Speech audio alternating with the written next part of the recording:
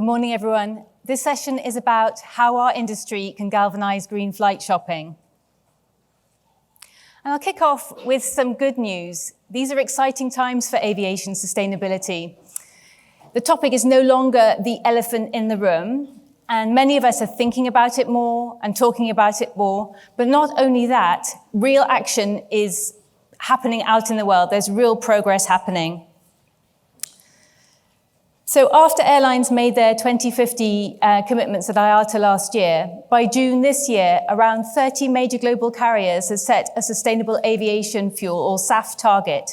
For many of them to be SAF, for SAF to be 10% of their total fuel consumption by 2030. And SAF has been on the agenda for well over a decade. And for some of these years, it's felt like there's not been much tangible progress. However, the industry is increasingly seeing alternative fuels, including biofuels, as the way to ensure that as demand for travel increases, emissions don't increase in tandem, because in fact we need to substantially reduce emissions. Encouragingly, there's been an uptick in the number of airports that are giving carriers access to SAF. So at the beginning of this year, there were 53, which is 3 times as many as in 2020. Before 2021, there were only 2 companies that were producing SAF at global scale, commercial scale, one here in the US and one in Finland. And now many more companies are getting into the business, especially in Europe. And to complement this drive for SAF capacity, government support, for example, the Inflation Reduction Act here in the US and the UK's Jet Zero initiative, are coming in to help increase the demand signal for SAF and to drive down costs, because these are prerequisites to scaling this product. Just last week at the ICAO Assembly, states adopted a long-term aspirational goal, which should usher in even more supportive government policies. Yet while there are plenty of reasons to be cheerful, let's remember why there's such a sense of urgency around this topic. Commercial aviation accounts for 2.5% of global greenhouse gas emissions at the moment. This could increase to 20% by 2050 without major intervention. The 2015 Paris Agreement, which was the starting gun for the green transition, set the upper limit of climate change increase to 1.5 degrees Celsius. And it looks like, from recent studies, we're going to hit that in 2034, which is sooner than they predicted in 2015. And so with the threats of climate change mounting, the travel industry has more challenges than we have solutions for. SAF is still a drop in the ocean, 0.01% of total fuel of total jet fuel. Russia and China are not making as firm commitments as the rest of the world. And 80% of the world has never flown. So if we're relying on people traveling less, that's not really going to cut it. So as a champion of consistent and accurate data, ATPCO is well primed to facilitate this conversation around emissions and sustainable data in general. And I'm delighted to be accompanied by a panel of experts. So please join me in welcoming Michael Vitalo, SAP Concur, Marianne Chevaux-Legris, Air France KLM, and Michael Schneider from IATA.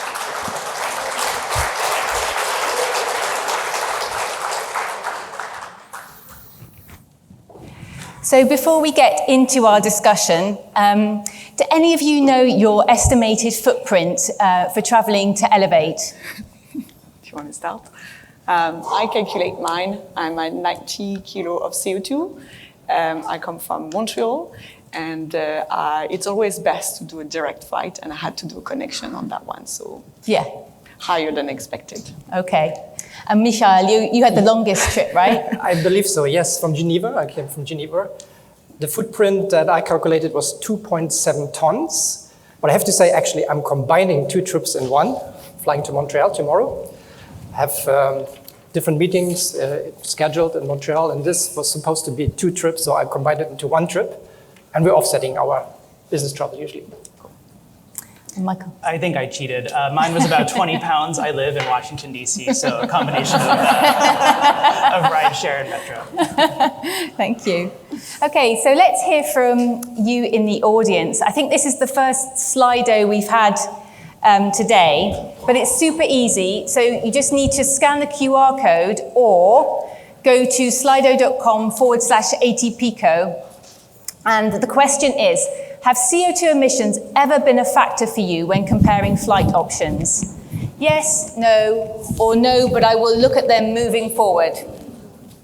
So I'll just give you a few seconds to figure that out, to navigate to the site. Already people are doing it very rapidly.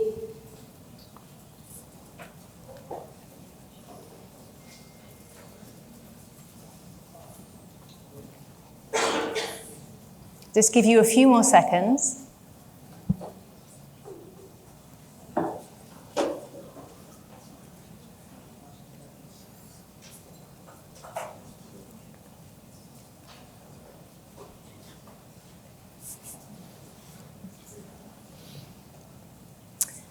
So it's looking like most people haven't factored in CO2 emissions, but this is why we're here. We're galvanizing everyone. 31% will look at them moving forward, which is fantastic.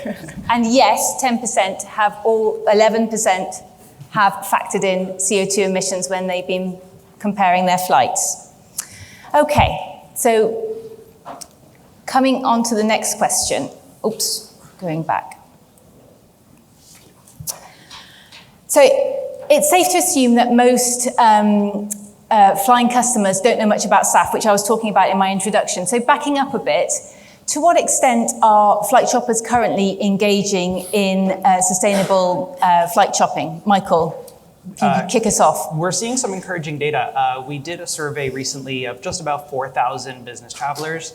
94% said they were keen to make more sustainable choices, be it combining 2 trips into one, taking rail instead of air, sorry, airline friends, or taking mass transit instead of a taxi or something else. So that is a pretty clear signal. Additionally, we're seeing that 92% of those same respondents were saying they need to see the emission data in their corporate online booking tool. And that's not just a glimmer, that's actual demand of engagement. And I think we need to leverage that. Yeah. Marion. Well, I think it's true to say that the pandemic has put a big spotlight on our industry. We saw a lot of pressure coming from civil society when it comes to air travel. So for sure, it was something to take in consideration. I think here in North America, we have less alternative, I would say, like for some routes, trains, etc. So I think people are more willing to, they ask questions, they're a bit more curious about, what are the solutions? What is the innovation for your sector? So I think when we know, and it's true to say that Europe is leading the topic when it comes to sustainable air travel. I think here in North America we have a true opportunity to set the standards for ourselves, to lead the pack, and to really kind of push and not wait for constraint or mandatory regulatory constraint. I think we have an opportunity to really set the standards. Yeah. And Michel? Engaging is hugely important, of course, but we have to also recognize the industry and I'm representing here close to 300 airlines. We haven't been maybe entirely successful in communicating our challenges here and how we address the challenge. Basically, we have 21 gigatons of emissions in front of us until 2050. And how to address those, we need to also recognize we have now 2 billion passengers, or pre-COVID 2 billion passengers. Our passenger numbers will increase to 10 billion passengers by 2015. So we have to have some pretty good measures in place, and we need to communicate those measures very well. SAF, of course, is an important part of this journey. To our account, 65% of the contribution in terms of the decarbonization efforts.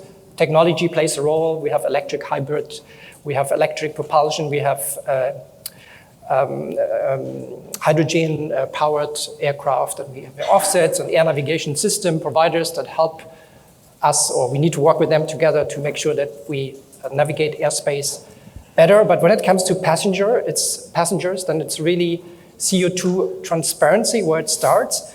And here's really the problem, because if you as a passenger go to Google search or any other search engine and you look for CO2 emissions, and you will find maybe 10 different calculations, different calculators and methodologies, you will get 10 different results. So this leads to passenger confusion and distrust. And actually it's pretty bad for the airlines, because the airlines have made billion-dollar investments in latest aircraft model, each of them 15, 20% more fuel efficient. And what they see is not reflected in that investment. So here we had a clear mandate, actually. IATA received from our membership to develop a standard, a CO2 standard, a methodology basically that allows to compare results, and it's also taking into account some of the newer aspects such as SAF or carbon offsets that has to be part of that equation so we can calculate carbon intensity. So it's really where it starts, looking at standardization of processes, and then of course we can also communicate the value of aviation. We bring it together people, we connect people, it allows us to meet friends, families, but also it's an economic engine. Obviously, 100 million jobs are directly or indirectly connected to aviation. I think there's a story, or a compelling story that we can tell. Yeah, thank you. So Marion, you mentioned that our industry has the opportunity to lead and innovate sustainability for our customers. So what would you say are the drivers and the blockers to engaging more travel managers and flight shoppers? Yeah, so I can see three main drivers. I think the curiosity and the interest that, for example, B2C had given opportunity for us airlines to develop, new products, to develop solutions. So, for example, launching ancillaries that enable the customer to reduce their footprint. I think it's an amazing driver to hear an interest from a B2C customer. I think it's similarly for corporate customer. Corporate customer have more and more pressure to disclose their commitment towards climate change. So they are looking for turnkey solutions, such as a CO2 compensation program or a sustainable aviation program, to really showcase their commitments. So while they can, continue doing business and flying, they also at the same time take consideration of their footprint. The last driver is the regulatory landscape. I think it's fair to say that it helps shaping the transition. If I take the example of Canada, the support that company received during the pandemic had some commitments toward climate change. So therefore, corporate accounts, they are looking for solutions. And when it comes to business travel, I think the regulatory landscape is a fabulous driver on that front. In terms of blockers, I think we talk about the lack of consistency and the fact that each airline may have their own calculator, and I think it creates it's a blurry landscape for consumer. So for me, it's a major blocker. I think there is also maybe the lack of investment when it comes to sustainability, big data. It's a long-term investment. I think it should be part of the budget processes within an organization. It's a long-term investment. So we have data, but how we make sure it's consistent and visible. And I will finish with the interest action gap. I don't know the exact term in English, but there is a McKinsey survey that just released recently that consumers are willing to pay up to $20 when it comes to reducing their footprint. But in reality, the action is not there yet. So it was very interesting to see the results, because although people seem to be interested, when it comes to actually paying for it, we're not there yet. So I think this is also a blocker still to really kind of engage and making sure, because there is probably a reason why people are not yet paying for that footprint. Yeah. Probably the amount. Michael? Yeah, I can just echo what Marion just said, but I believe also that the travel managers, they're actually in a quite difficult situation, because most companies or corporates, they have set themselves a very strict and stringent decarbonization goal. So they are actually in a position, or they are required to take decisions here on behalf of the company, and business travel represents usually the lion's share of CO2 emissions. It's typically more than 90%, when you compare to electricity, heating, and all the other things, scope 3 emissions that an organization has. So here, I think it's, for us, from our point of view and representing the industry, it's really about educating those travel managers, providing them with the guidance and tools and seamless solutions. And sometimes I have a feeling they're not always as seamless as they should be. So there's a lot we can do and work together. I think there's quite some opportunities. When it comes to the traveling public or the travel shoppers, it's maybe slightly different, because here we have to maybe use more simple approach, using simple language, but still being transparent. There's opportunities, and if I, for example, use the example of compensation or carbon offsetting, there's a lot of skepticism whether those projects are being offered really meet environmental integrity criteria. And here we have an opportunity to really build a charismatic story to engage customers with those projects that are doing really a lot of good things in addition to simply CO2 emission reductions, because often those projects are linked to socioeconomic core benefits. It could be a cook stove project in Ghana, basically, that reduces CO2 emissions, but those cook stoves, for example, are made by the local communities. It helps with gender equality, it creates jobs, it keeps people healthy and safe. So there's a lot of those benefits that we can use and build a story that is compelling. So I think that's sort of maybe a suggestion here. When it comes to the bloggers, I think Marion mentioned many of them already, and maybe to add to them, it's really this fragmentation that we see makes it very, very difficult. And I think there's, again, things that we could improve by standardization of processes here. Mm-hmm. And Michael? I would add just a few things. For travel managers, I think the driver is their very senior leadership. We hear travel managers talk all the time about their travel programs and their expense programs being an extension of their corporate cultures and those larger corporate goals. And when those goals are set and the tone is set, travel managers who maybe historically have been incentivized to look at preferred suppliers primarily through a cost lens are empowered and sort of even mandated to consider more options and weave that into their program. So I do think there's a powerful sort of corporate culture play in the business travel program that we should be considering and talking about more.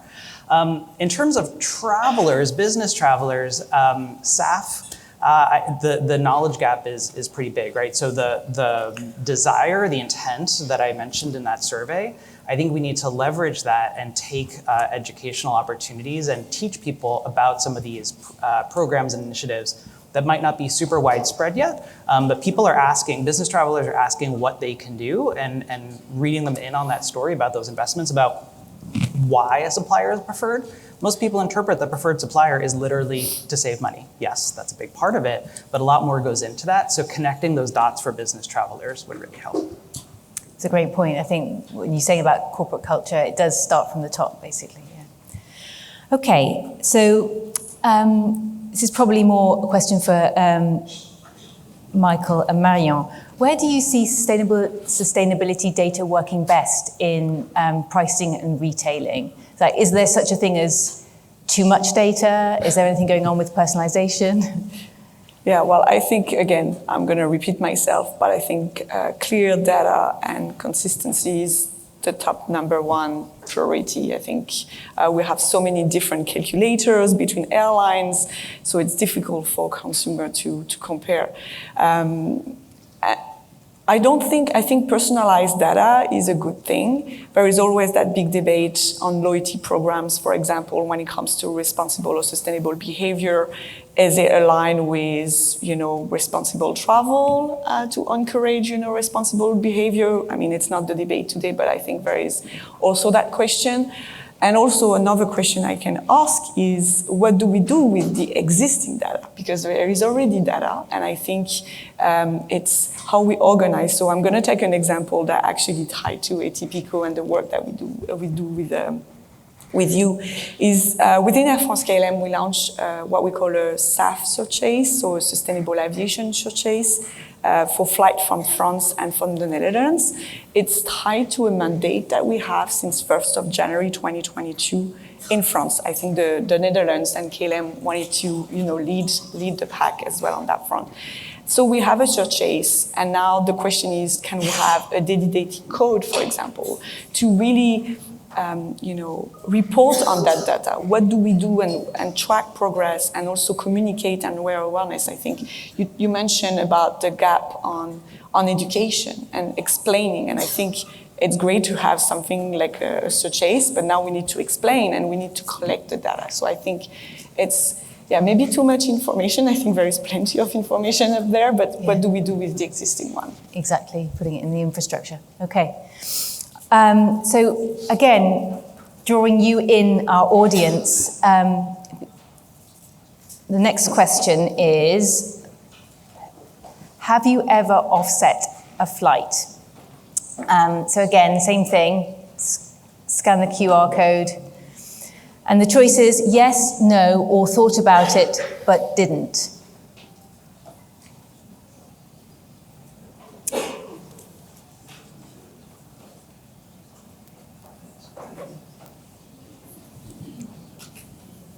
I hope I haven't messed this up, because I actually did scroll to this before, and there were some answers that came through.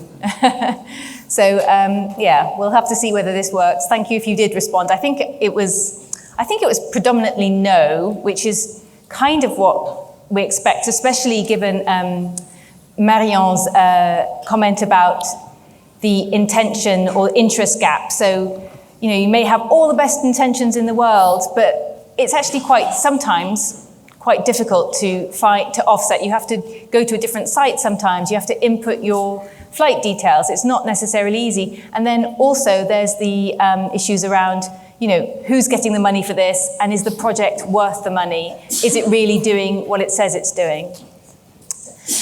So, thank you if you did participate, and I'm sorry I messed that little bit up there. So, next question about data fragmentation. We've already talked about it a lot, I think, but just to reiterate it, because it is such a major issue. So in what areas do you think sustainability data fragmentation is an issue for our industry? Michael, maybe you could take that one. Michal, sorry. Sure, yeah, I'll do that. Now, in my view, there are two key areas where there's data fragmentation, and data is really, not sure an issue, but problematic. Of course, it's the whole transparency around CO2 data, which I already covered, and then it's about SAF, and it's really the objective of scaling up SAF, making SAF available. And right now we saw, I believe it was 53 airports, Sophie, you mentioned, SAF available. It's not a huge amount. I mean, you have literally thousands of airports here around the world, and you want to make available SAF to everyone in the world, and not only to the few privileged airlines that have access maybe directly at the airport. And here SAF book and claim is, of course, the approach that should be taken. And SAF book and claim basically disconnects the physical use from the environmental attributes. So basically the life cycle emission reductions that you can achieve by use of SAF can be disconnected from the use. So anyone investing in SAF should be able to make a claim without having to ship the fuel from North America to Africa, for example, to then generating additional emissions. So book and claim is really essential here. And what we see is there is a number of accounting methodologies and book and claim solutions that are being now developed, which is all great. And we would like to see this type of development happen. But the problem is that, again, we are having a fragmentation here. We have different approaches. Maybe one approach is more geared towards corporates, where corporates basically can make an investment in SAF use and then claiming. Others are more geared towards maybe even airlines or fuel producers. None of them are all encompassing. And that is really a tricky one. So we need to really, and I guess IATA is here also being asked to sort of step up and make sure that we end up with one global solution that is a fit for all, which is not easy because there's different interests here at play. But I think once we have achieved that, we really have a good basis for the scaling up and of fuel, making the fuel available, also that for a price that makes economical sense. So that is really those two areas that I see critical. Great. And Michael? I have a pretty different perspective on data fragmentation. Looking at large global travel and spend programs for corporates, it is simultaneously local and global, their programs. And most large enterprises use multiple GDSs, multiple direct connects. The booking channels are immense, and then a fair number leak, right, and show up in expense as a request for reimbursement. And we had no opportunity to influence the purchase. It just happened outside, right? So what we're really looking at is how do we get our clients' hands around all of those carbon emissions, some of which they can influence by bookings happening in the booking tool, and then those they can't, that show up in expense. And then through all of those booking channels, getting apples to apples comparison to actually then power a meaningful tally to then manage, make decisions about, and drive down. So the data fragmentation from a SAP Concur perspective is really about just the explosion of content into all different sources and the ability to honestly compare the different travel modes and help travel managers get to data that they can actually manage. And Marion? I think we don't have a lot of time left, but I think it's really well summed up by what both Michaels just said. I think it slowed the transition, the fragmentation, and I think in building trust for a consumer or customer to make a choice, it doesn't help. So I think once we have that, that will really help and accelerate the change that is needed for our industry. Great. Yeah, so common themes from everyone. I mean, you all have a different perspective, but I think the takeaways are that, you know, there's obviously much more work needed on the aircraft side and on the alternative fuel side. But one of the biggest challenges the industry is facing is around clear communication and transparency at critical points. So thinking corporate procurement at the point of sale and also for ESG reporting. So it seems that if we can collaborate as an industry to reduce the data fragmentation that leads to competing data sets, then we'll build consumer trust, better press, and also help in building a more sustainable industry. And I want to ask everyone to continue to engage with ATPCO and others in the industry, really to increase and improve really the sustainability data and its distribution, because really it's up to us to galvanize green flight shopping by making green choices easy and convenient and their data transparent. Thank you everyone for listening.